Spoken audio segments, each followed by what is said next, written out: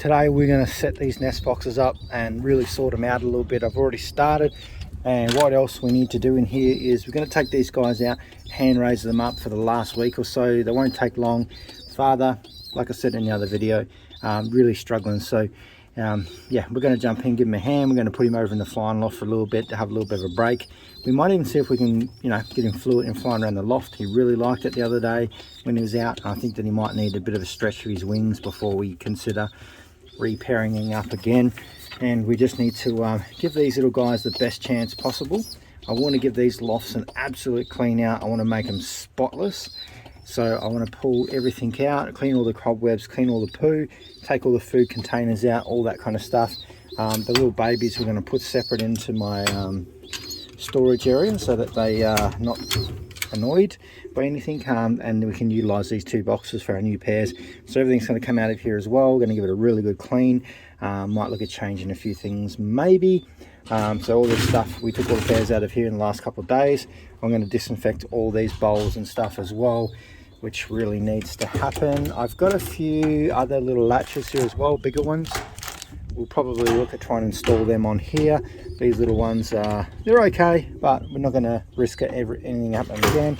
Also got some really big ones as well, so if we do move a nicer pair in here that we don't have any chance of losing them, might fit on there, might not, we'll see. These little ones definitely will, so we can really get this sorted. You've noticed I've taken the fronts off as well. We're coming into summer, so I've taken these big plastic fronts that we've got. I'll put them aside in my storage area because they are good for winter when things get a little bit crazy. So what we'll do now, we're in summer, it's really hot.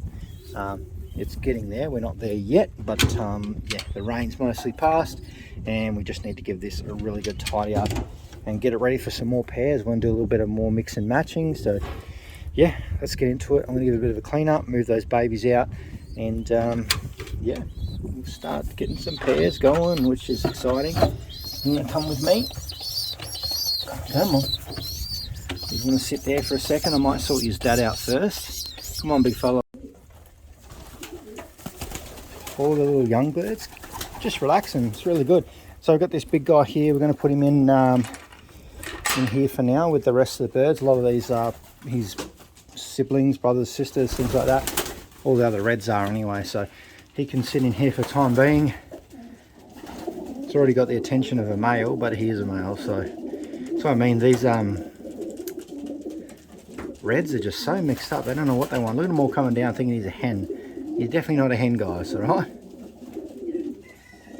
Even this guy thinks he's a hen. I don't know what I'm feeding my birds. I'm doing something wrong. They're all getting set off now. Maybe a bit of competition. And what are you doing chasing? Chaos.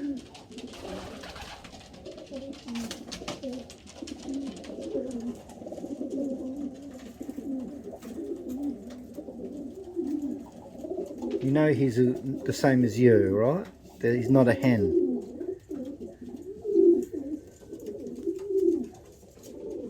I'm not really sure about these red checkers, I tell you. They're a little bit confused at the moment.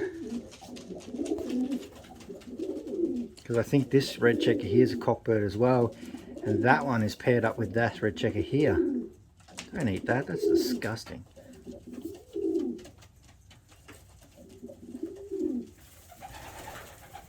You guys are out of control. Anyway, let's get back over here and do some more business. So I'm not going to leave these out here. Right, I'm going to take these into my little shipping container I got set up where I've got a little bit of an office and things like that. I'm going to sort you guys out in there. At least I can feed you all the time. That's the main thing. Making sure that you got plenty of water, plenty of food in your bellies. These guys are looking really well. They're not going to take very long. I'd say in a week or so they'll probably be weaned over into the other section. They are getting their feathers really quickly. And last of the snow bloodline, we've got to do whatever we can do to look after them. So let's get you over there. Okay, so usually this is what I've used in the past. Works really well for it. They don't go too far from their nest bowl. When they get a little bit older, I might put something on the top, but what we usually do, these fit perfectly. Like, you just drop the nest bowls in. All I need to do is put a little bit of liner in there, and I'll show you because it's super easy. And then, you know, it's easy just to pick them up, take them out, give them a feed. This age they are really easy to feed. I'll have to set everything up here, but I've got this little syringe is how I put water into their mouth. I've used this thing for such a long time, and if you follow this channel for a long time, you know this thing. We've used that for a while in sorting out those young birds. So what we'll do, I'll get a little bit of paper and everything in here, and then these guys are set. We might come back a little bit later and give them a bit of food, just have a bit of fill their crops. There is a bit in there, enough to last them, but I want to load them up a lot before night time, because generally, you know, if you don't load them up before night time, they're pretty empty in the morning, their little crops. So yeah, these guys are looking pretty good, really tame. It's going to be quite refreshing to have some, you know, some hand-raised pigeons on the channel for a while. These guys are well past sort of the age where I generally do it. It won't take long to sort these guys out, and you know, they're pretty fun. Look at them, they're just crazy. Being white, they're, you know, even better. Where just brings back memories of Jon Snow. He was a white little baby. His father abandoned him, and yeah, so it actually brings back memories. If you do remember that, drop some comments down below. Let me know what you think. We might have to give these guys a bit of a name. We probably will keep one for stock. So I don't know if we'll keep the pure white one or we'll keep the one with a little on the tail there, a little bit of blue down there. So make sure you drop some comments down below and we'll figure it out as we go. Because it's just bringing back memories. I don't really like doing this anymore because it's just time consuming, but we've got to do it. Just to save these little guys. It's not your father's fault, alright? Blame your mother.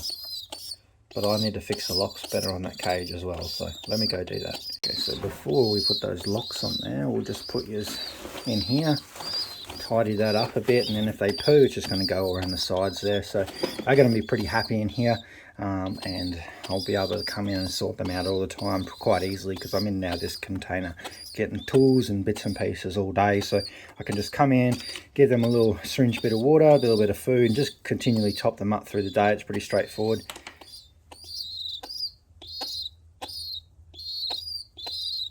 All that stuff there is in a bit of Virkon S, letting that all soak. I'll give that a wash, clean down later.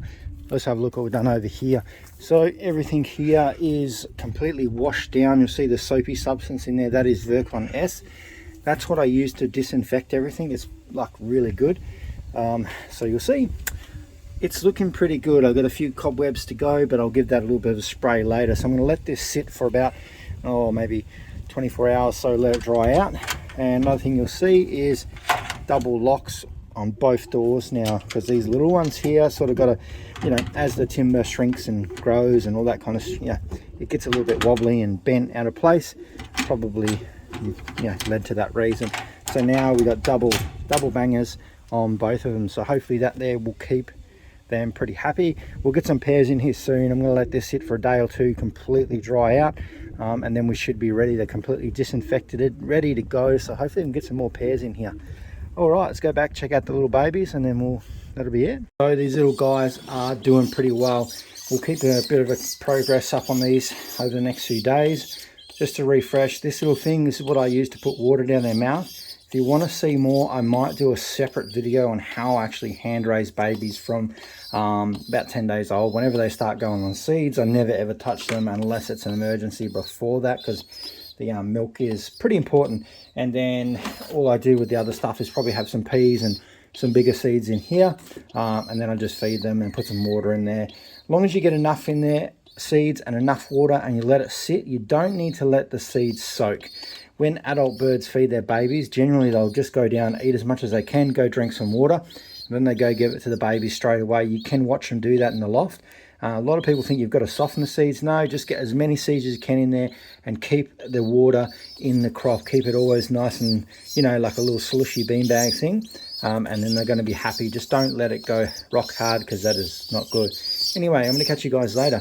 Hey, little guys. You guys are going to hang around for a bit longer, I think. They're cool.